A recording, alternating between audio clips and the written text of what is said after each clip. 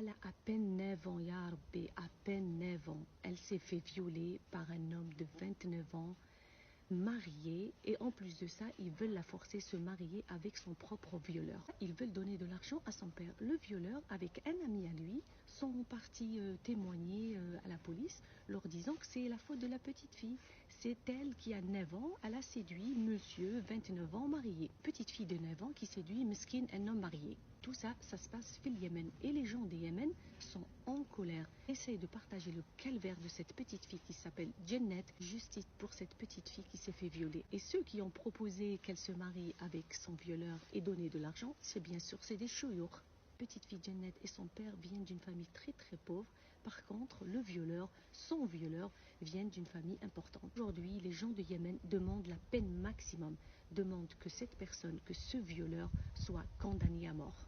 Se mobiliser avec Jennet, justice pour la petite fille. Alors après ce témoignage, je vais rajouter un certain nombre de données qui nous viennent de l'UNICEF, qui sont connues de toutes les agences gouvernementales mondiales, y compris y compris les services des pays musulmans, mais aussi préciser un paradigme qui est très méconnu en Occident, qui est assez spécifique à l'islam, et qui va vous faire comprendre pourquoi, peut-être, hein, j'espère en tout cas, pourquoi, par exemple, le mafieux à la tête de l'Iran dit à propos des femmes qu'ils ont capturées parce qu'elles portaient pas le voile, donc il leur donne de les tuer et il dit mais violez-les avant pour qu'elles aillent en enfer, ce qui paraît un peu étrange en Occident. Mais d'abord, je rappelle les chiffres de l'islam. Donc l'islam, la bande passante, c'est le nombre de personnes exterminées par une entité divisé par une unité de temps. Pour se rendre compte du fléau qu'est l'islam, il est important de le comparer à tout ce qui a existé comme monstruosité dans l'histoire humaine, c'est-à-dire les guerres, la Shoah, les massacres, l'esclavage, etc. L'islam a une bande passante au sein de la seule population des fillettes. Vous allez voir, c'est très difficile à croire, mais incontestable et facile à compter. De 1 milliard, oh là là, non, j'ai un problème, voilà. De 1 milliard 400 millions de fillettes exterminées, détruites, torturées, violées, parfois à sans vie, mais c'est comme si elles étaient mortes, tous les 100 ans. Sur une bande passante de 100 ans, le rythme, le débit, c'est-à-dire la vitesse, hein. Le débit est au nombre, est à la quantité, ce que la vitesse est à la distance. Le débit islamique d'extermination est de 1 milliard 400 millions de fillettes exterminées tous les 100 ans. C'est-à-dire que tous les 25 ans, un pays comme les États-Unis disparaît, mais composé, enfin en plus l'islam arrive à faire ça au sein du 10e de la population mondiale, c'est-à-dire des fillettes, des femmes et des fillettes. Alors, pour avoir une idée de l'échelle, c'est 30 fois, vous prenez tous les massacres de l'histoire humaine non islamiques. Toutes les guerres, les massacres, les génocides, les colonisations, l'esclavage, tout ça. Vous prenez tout ça, vous l'additionnez. Le débit est additif, ok? Donc, y a pas d'arnaque. Vous additionnez les débits de tous les massacres non islamiques de l'histoire humaine.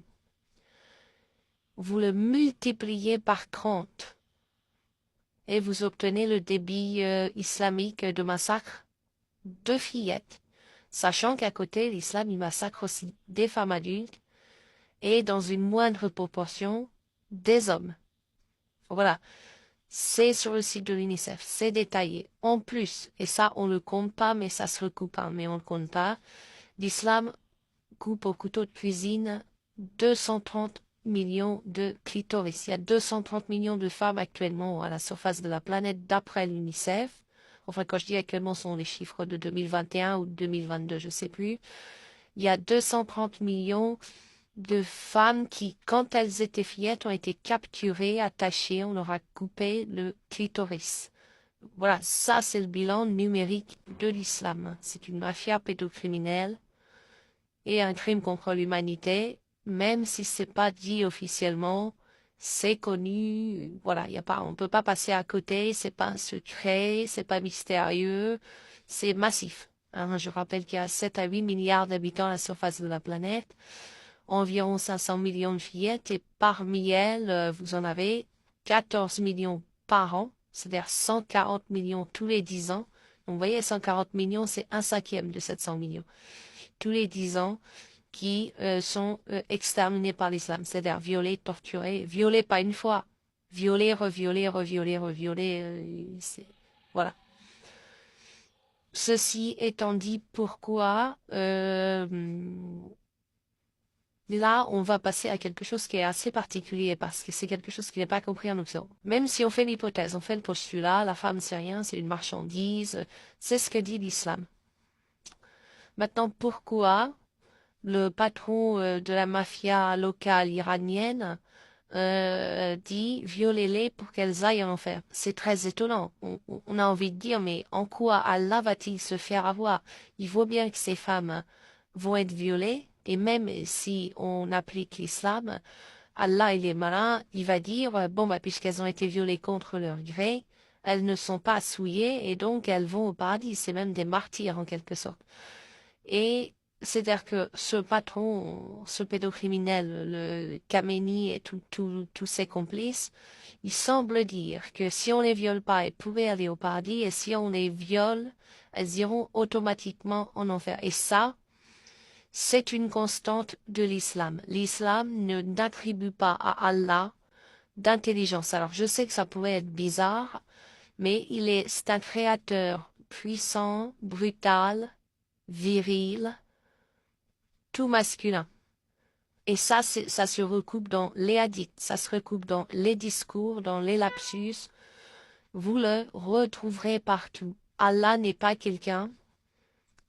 Il interdit le haram, il autorise le halal, mais surtout, il tape aveuglément. Il n'y a pas d'empathie. En islam, il n'y a pas d'empathie. Il n'y a pas de justice, il n'y a pas de bien et de mal. Il y a du halal et du haram.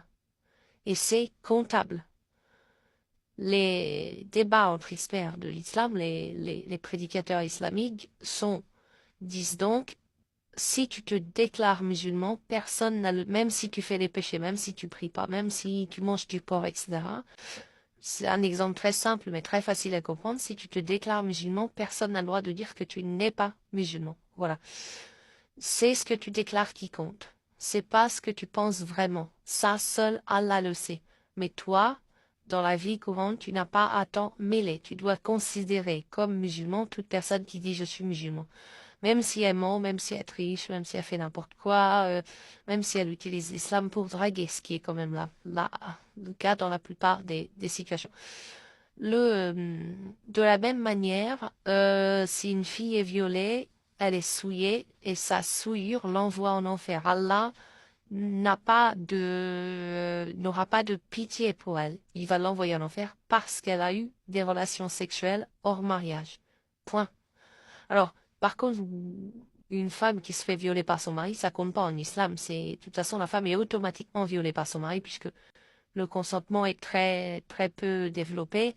Mais elle n'est pas considérée comme violée ni comme souillée parce qu'elle est la propriété de son mari. Et donc, il a le droit de la violer, il la viole tranquillement, et puis voilà, et puis les femmes sont esclaves en islam de toute façon. Mais une fille qui n'est pas mariée, par exemple, il est fréquent que une adolescente de 15 ans se fasse violer, par exemple en Afghanistan qui applique l'islam à la lettre. Donc elle est victime, elle subit un traumatisme, elle est traumatisée, et si elle survit, ensuite les talibans vont l'enterrer et la lapider. Ils vont appliquer l'islam. Ils vont pas se dire, elle est innocente, elle a été violée. Non, c'est, tu as été violée, tu es donc souillée, et donc tu vas non seulement tirer en enfer, mais en plus on va te lapider pour te tuer tout de suite. Voilà, et ça c'est quelque chose qui est très difficile à comprendre en Occident, puisqu'en Occident, dans le monde libre en général, Dieu est considéré comme intelligent. Donc comme capable, si vous voulez, de dire, bah oui, non mais t'as pas péché puisque tu étais obligé